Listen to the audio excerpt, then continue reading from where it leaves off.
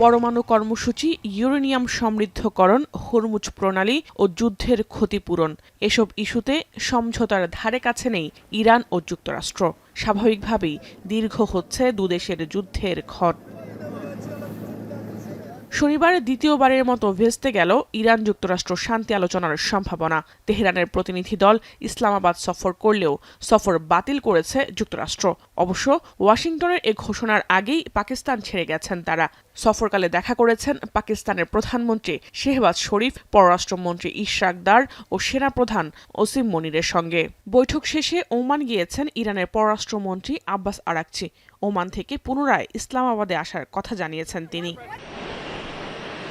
মার্কিন president Donald Trump অবশ্য বলেছেন, ওয়াশিংটন থেকে ইসলামাবাদ ভ্রমণ অত্যন্ত ব্যয়বহুল ও সময় সাপেক্ষ।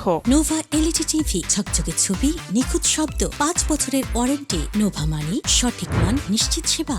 We canceled the trip. We have all the cards. We're not going to spend 15 hours in airplanes all the time going back and forth to be giving a document that was not good enough. And so we'll deal by telephone, and they can call us anytime they want. Again, we have all the cards. They have no military left, practically. They have no leaders left. যুদ্ধে বিরতি ডাকার সম্ভাবনা বাতিল হওয়ার মধ্যেই এবার আরব সাগরে ইরানের আরও একটি জাহাজ আটক করেছে যুক্তরাষ্ট্রের সেনারা। শনিবার বিষয়টি নিশ্চিত করে মার্কিন সেন্ট্রাল কমান্ড। এর আগে শুক্রবার হরমুজ প্রণালীতে ইরানের পতাকাবাহী একটি জাহাজ আটক করে মার্কিন রণতরী।